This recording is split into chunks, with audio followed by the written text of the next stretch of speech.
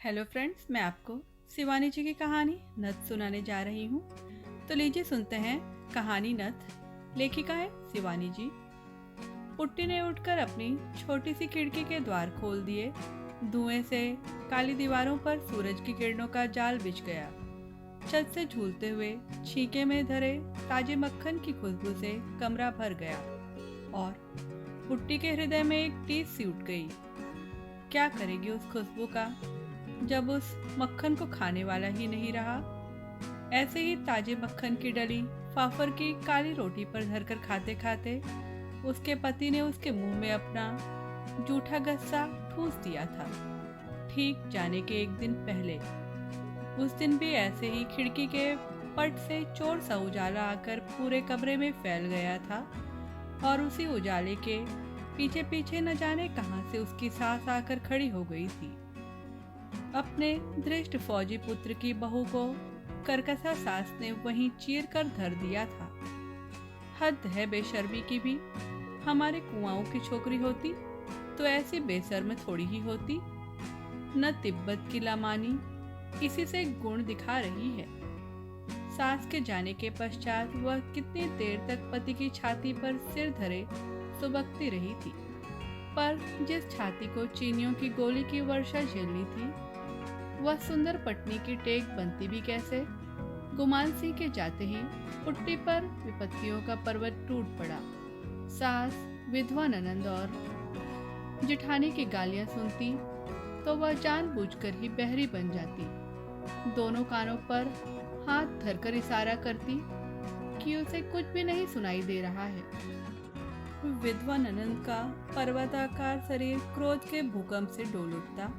अंधी कानी बहरी लड़कियां क्या अभी और बची हैं भौजी तुम्हारे तिब्बत में? अभी हमारा एक भाई और भी तो है, वह व्यंग भरे स्वर में चीख कर कहती। अपने दोनों कानों पर हाथ धर अपनी भोली सूरत को और भी भोली बनाकर पुट्टी सधे अभिनय की मुद्रा में कहती, क्या करूं, न जाने क्या हो गया है इन कानों में। हरदम साए साए की आवाज आती है। एकदम बज्जर गिर गया है निगोड़े कानों में। इतना घमंड था न अपने रूप का। तिब्बत के जादू से हमारे भैया को भेड़ बनाकर रख दिया।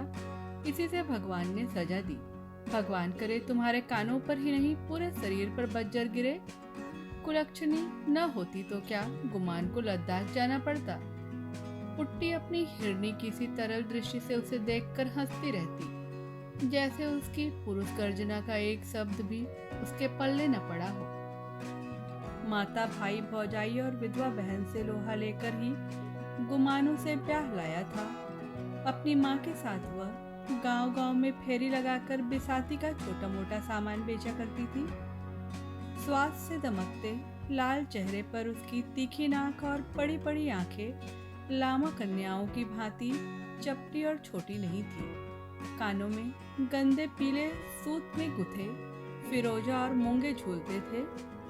कंधे से टखने तक झूलते उसके तिब्बती लबादे की ढीली ढाली बाहों में वह एकदम ही बच्ची लगती। पर कभी कभी लबादे की केंचुली उतार कर वह उसकी बाहों में रहस्यमय सीवन से ढूंढ ढूंढ कर जुएं मारती और अब लबादे की केंचुली से रहित उसका उन्मुक्त यौवन किसी लपलपाते नाक की भांति देखने वाले को डसने दौड़ पड़ता।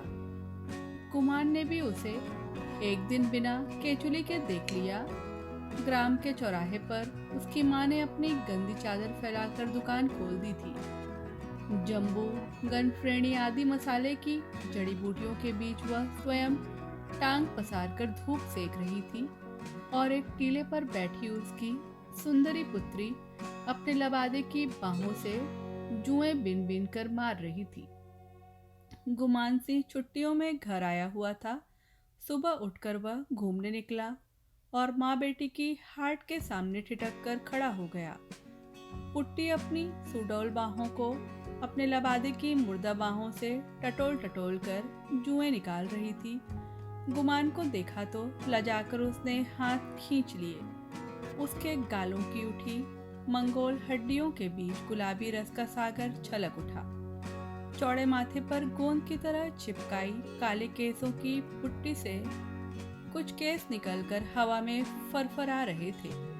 जीर्ण कुर्ते के बटनों की पूर्ति एक बड़ी सी सेफ्टी पिन लगाकर की गई थी, पर किसी वेगवती नदी के दो पाटों पर बांधा गया रस्सी का पहाड़ी पुल जैसे साधारण सी हवा में कांप कांप उठता है, उसी भांति सेफ्टी पिन रह रहकर कांप रही थी। गुमान कारण ही चीजों का मोल तोल करने लगा।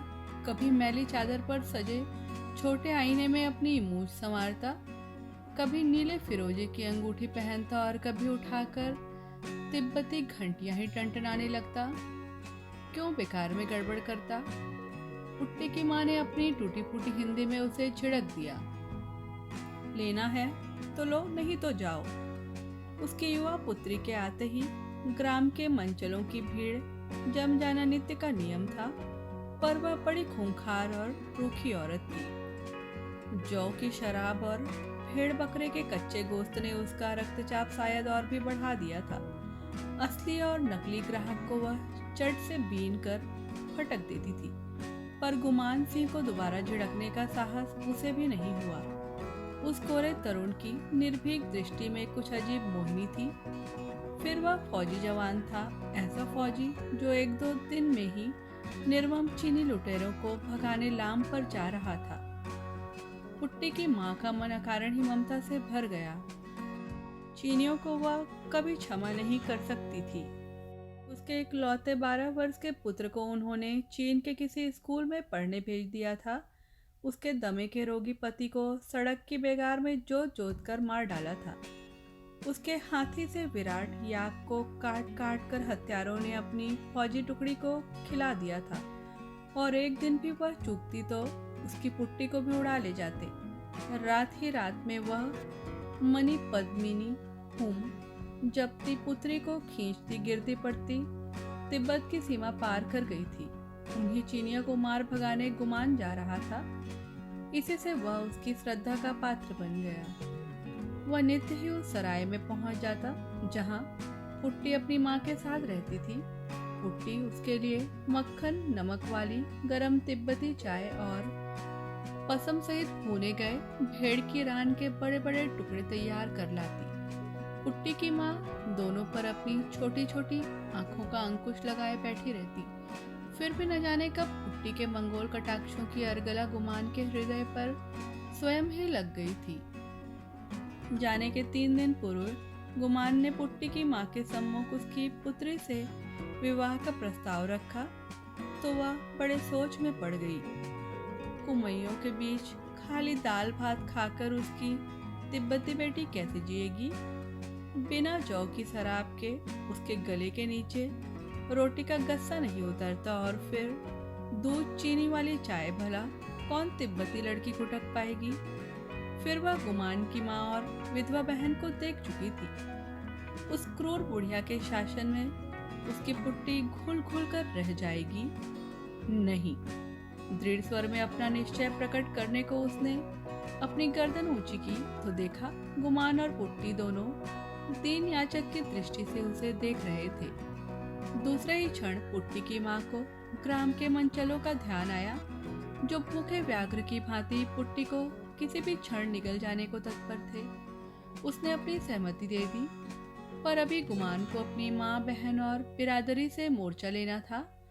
माँ ने पहाड़ से कूद जाने की धमकी दी। बहन ने कहा वह फांसी लगा लेगी, पर तिब्बत की सुंदरी कन्या को लाकर जब गुमान 5 पंचों के सामने सीना तान कर खड़ा हो गया तो पंच भी सहम गए। पुट्टी के सात्विक सौंदर्य ने धर्म जाति और रूढ़ियों की उलझी गांठें क्षण भर में सुलझा कर रख दी।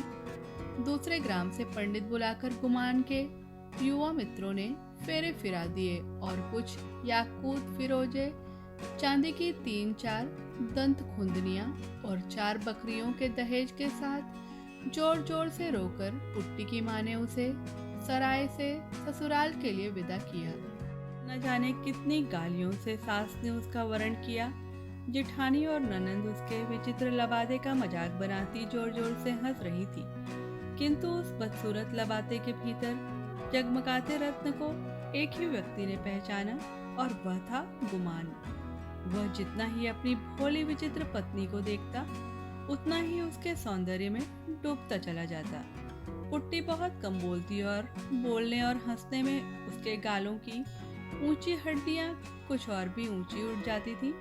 गुमान का कमरा बेहद छोटा और अंधेरा था। एक कोने में ताजे खोदे गए मिट्टी से सने आलुओं का ढेर लगा था। दूसरी ओर दो टूटे हल दीवार से टिके थे, जिन पर उसकी खाकी वर्दियां टंगी थी। काली दीवार पर एक बड़ा सा आईना टंगा था, जिसे गुमान मद्रास से खरीद कर लाया था। उसी आईने में युगल प्रेमियों ने एक साथ अपना चेहरा देखा तो दिन भर की कड़वाहट धुल गई। रात को अपनी नवेली पत्नी के लिए गुमान कमरे में ही खाना ले आया तो वह कट कर रह गई। बार बार उसने गर्दन हिलाकर कमरे में खाने की व्यवस्था पर असंतोष प्रकट किया। टूटी फूटी पहाड़ी में अपनी लज्जा व्यक्त करने की चेष्टा की, किंतु वह जिधर गर्दन फेरती वहीं उसका सजीला पति उसके मुंह में गस्सा ठूंस देता। पुट्टी अपनी ढीली ढीली बाहों में मुंह ढांकने की चेष्टा कर अपनी तिब्बती भाषा में न जाने क्या बुदबुदाती और गुमान उसकी विचित्र बड़बड़ाहट को दोहराता तो वह खिलखिला उठती। गुमान होठों पर उंगली रखकर उसे इशारे से समझाता, धीरे हंसो, बगल वाले कमरे में अम्मा लेटी हैं। पुट्टी उसके गूंगे आदेश को चट्ट समझ लेती। दोनों नंदनवन के उन शीतल वृक्षों की स्वर्गिक छाया में थे, जहाँ भाषा का कोई बंधन नहीं रहता। वहाँ केवल एक ही भाषा ग्राह्य है और वह है हृदय की। दूसरे दिन वह सास के पीछे पीछे छाया सी घूमती रही, पर वह एक शब्द भी नहीं बोली। ननंद के साथ वह बर्तन मलवाने बैठी तो ननंद ने उसकी ओर देखकर पच्च से थूक दिया। पुट्टी की आंखों में आंसू छलक आए। अभी तो उसका पति यहीं था, उसके जाने पर उसकी कैसी दुर्गति होगी। दूसरे दिन उसकी माँ उससे मिलने आई। पुत्री के कुम्हलाए चेहरे को देखकर उसका जी भर आया। अपनी भाषा में फुसफुसाकर उसने पुट्टी के हृदय का भेद लेने की बड़ी चेष्टा की, पर पुट्टी सिर झुकाए खड़ी रही, कुछ नहीं बोली। उसके पीछे खड़ी उसकी सास और ननंद आग्नेय दृष्टि से उसकी माँ को देख रही थी। किसी ने उससे बैठने को भी नहीं कहा। तब गुमान अपने मित्रों की टोली के साथ शिकार खेलने गया हुआ था। लौटने पर अपनी माँ के अपमान की बात पुट्टी ने अपने तक ही सीमित रखी। इसी बीच गुमान के जाने का दिन आ गया। जाने के कुछ घंटे पहले उसने अपनी खाकी कुर्ते में लपेटा गया एक रहस्यमय उपहार पुट्टी को थमा दिया। पुट्टी, इसमें तेरी पसंद की एक चीज लाया हूँ, पर अभी मत खोलना, समझी? और अकेले में देखकर इसे आलू की ढेरी के नीचे गाड़ कर रख देना। पुट्टी डबडबाई आंखों से पति के हंसमुख चेहरे को देखती रही। कहती भी क्या? अपने हृदय की व्यथा को वह अपनी ही तिब्बती भाषा में ठीक से व्यक्त कर सकती थी, और उस भाषा के दुरूह शब्द उसका पति कैसे समझता? पतली मूछ के नीचे पति की मीठी हंसी के सपने देखती बेचारी आलू के ढेर पर सिसकती रही। एकाएक उसे पति के शब्द याद आए, इसे अकेले में देखना पुट्टी। हाथ की बादामी थैली को वह भूल ही गई थी। क्या लाया होगा गुमान? कांपते हाथों से उसने पोटली खोली और चौंक कर पीछे हट गई। पोटली से यदि काला नाग भी फन उठाए निकल आता तो भी वह शायद इतना नहीं चौंकती। पोटली से उसके पीले गोल चेहरे की परिधि से भी बड़ी पीली चोखे सोने की नथ झकाझक दमक उठी। लाल सफेद और हरे कुंदन का जड़ाऊ लोलक उसके हाथ का स्पर्श पाकर घड़ी के पेंडुलम सा डोल उठा। सहसा उसकी आंखें पति के प्रति कृतज्ञता से डबडबा आई। एक दिन उसने ग्राम के प्रधान की बहू की नई नथ देखकर पति से आलू के इसी ढेर पर बैठकर एक नथ की फरमाइश की थी। हाथ के इशारे से ही उसने अपनी छोटी सुघड़ नासिका के गिर्द उंगली से घेरा खींच खींच कर भूमिका बांधी थी। पहले गुमान समझा नहीं था और फिर कैसे ठठाकर हंसा था। आज उसी आलू के ढेर पर नथ झकझक कर रही थी, पर उसे पहन कर बैठेगी तो देखेगा कौन? टप टप कर उसकी आंखों से आंसू गिरने लगे। न जाने कब उसकी माँ आकर चुपचाप उसके पीछे खड़ी हो गई। सास और ननंद गुमान को छोड़ने बस स्टैंड गई थी। पुट्टी की माँ शायद बाजार करने जा रही थी। माथे पर पोटली की गांठ बंधी थी। दामाद से वह कल ही मिल ली थी। सुबह से ही पुट्टी के लिए उसका मन न जाने क्यों व्याकुल हो उठा था। सूजी सूजी आंखों से माँ को निहार कर पुट्टी ने इशारे से नथ दिखाई। पोटली को नीचे उतारकर माँ पुत्री के निकट खिसक आई। नथ हाथ से उठाई तो उसकी आंखें आश्चर्य से फट पड़ी। बाप रे बाप, कम से कम 6 तोले की है पुट्टी। इतना रुपया तेरे आदमी के पास कहाँ से आया? क्या पता माँ, कह गए हैं अम्मा से बचाकर जमीन में गाड़ देना। पुट्टी की माँ की आंखों में समधिन के प्रति घृणा उभर आई। ठीक ही तो कह गया, चुड़ैल अपनी बेटियों को दे देगी। ला ला जल्दी से कुछ ला, गाड़ कर रख दूंगी, नहीं तो फिर बुढ़िया आ जाएगी। पर एक बार पहन तो बेटी, मैं भी देखूं ऐसी नथ और ऐसा तेरा रूप। एक बार तो देख जाता अभागा। सुंदरी पुत्री के सौम्य चेहरे पर नथ की शोभा देखकर उसकी आंखें भर आई। डलिया में धरे टूटे दर्पण को निकालकर पुट्टी ने चटपट अपना चेहरा देखा तो स्वयं लाज से लाल पड़ गई। छी, कहीं भी अच्छी नहीं लग रही हूँ, ऐसा कहकर वह माँ से अपने सौंदर्य की स्तुति बार बार सुनना चाह रही थी। तू अच्छी नहीं लग रही है तो कौन अच्छी लगेगी, तेरी खूसट सास। अच्छा ला उतार नथ, मैं चट से गाड़ दूंगी। ऐसी चीज क्या बार बार बनती है। जब तक पुट्टी की सास और ननंद लौटी, माँ बेटी ने 2 हाथ गहरा गड्ढा खोद कर नथ को गाड़ दिया था। नथ का इतिहास माँ बेटी तक ही सीमित रह गया। फिर धीरे धीरे युद्ध के दारुण विभीषिका में पुट्टी भटक कर रह गई। भांति भांति के भयावने समाचार सुनकर वह तड़प कर रह जाती। कभी सुनती कुमाऊं के असंख्य वीर जवानों के पावन रक्त के अबीर से नेफा और लद्दाख के वन वनांत रंग गए हैं। कभी सुनती निःशंस चीनी हत्यारों ने चारों ओर से घेर कर कुमाऊं रेजिमेंट की एक पूरी टुकड़ी को मोर्टार तोपों से भून दिया है। भूखी प्यासी वह कभी स्कूल के हेडमास्टर के रेडियो से कान सटाकर बैठ जाती, कभी बिलक बिलक कर रोने लगती। हिंदी वह ठीक से समझ नहीं पाती थी और ठीक से न समझ पाने के कारण युद्ध के भयावह समाचार उसे और भी भयानक लगते। सास दिन भर बड़बड़ाती, कुलक्षणी रो रो कर कैसा शकुन कर रही है। बहुत दिनों तक गुमान की कोई चिट्ठी नहीं आई और फिर एक दिन एक तार आया। कुमाऊं रेजिमेंट का गुमान सिंह दुश्मन की गोलियां झेलता हुआ आखिरी दम तक अपनी चौकी पर डटा रहा। अंत में जांग में गोला फटकर लगने से वह वीर गति को प्राप्त हुआ। जब उसकी सास और ननंद छातियां पीट घायल हथनी सी चिंगाड़ रही थी, तब पुट्टी शांत प्रस्तर प्रतिमा सी आलुओं के ढेर पर बैठी थी। वही आलुओं का ढेर उसके प्रेम का ताजमहल था। उसी ढेर पर सौभाग्य ने उसका वरण किया था और आज वही वैधव्य का विस्तर उसे डस गया था। एक एक आलू के साथ सहस्त्र स्मृतियों लिपटी पड़ी थी। आलुओं की मिट्टी पर गुमान ने जाने के एक दिन पहले अपना और पुट्टी का नाम उंगली से लिख दिया था। नाम के उसी घेरे को पुट्टी एकटक देख रही थी। पुट्टी की माँ बिलखती आई, पर पुट्टी को देखकर स्तब्ध रह गई। यह तो पुट्टी नहीं, जैसे स्वयं तिब्बत के मठाधीश बड़े लामा बैठे थे।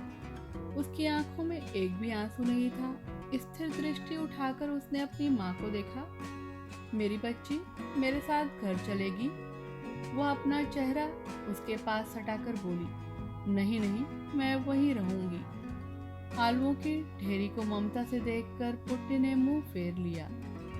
पुत्र की मृत्यु ने उसकी सास को जीती जागती तोप बना दिया।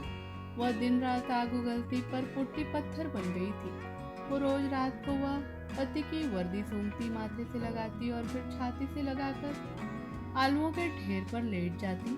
जिधर करवट बदलती उधर ही वर्दी को भी यत्न से लिटा देती और धुएं से काली छत को देखती रहती। एक दिन उसने सुना उसके ग्राम से 17 मील दूर की तहसील पर कमिश्नर साहब आए हुए हैं और गांव की स्त्रियों से सोना मांग रहे हैं। सोना जमा कर देश के लिए गोलियां खरीदी जाएंगी, बारूद आएगा और उसी गोला बारूद से चीनियों से लोहा लिया जाएगा। पर किसके पास होगा इतना सोना? पुट्टी ने सुना उसकी सास अपनी पुत्री को कह रही थी, हमारे दरिद्र गांव में तो 2 बेला 1 मुठ अन्न भी नहीं जुटता। मेरे पास तो 10 तोले की नथ है, पर क्यों दूं? इन्होंने ही तो मेरा बेटा छीन लिया। पुट्टी मन ही मन सास पर झुंझला उठी। इस बुढ़ापे में भी नथ का लोभ नहीं गया। उसकी आंखें सहसा अंधेरे कमरे में जुगनू सी चमकी। उसके हाथ स्वयं ही टटोल टटोल कर आलुओं के ढेर को हटाकर मिट्टी खोदने लगे।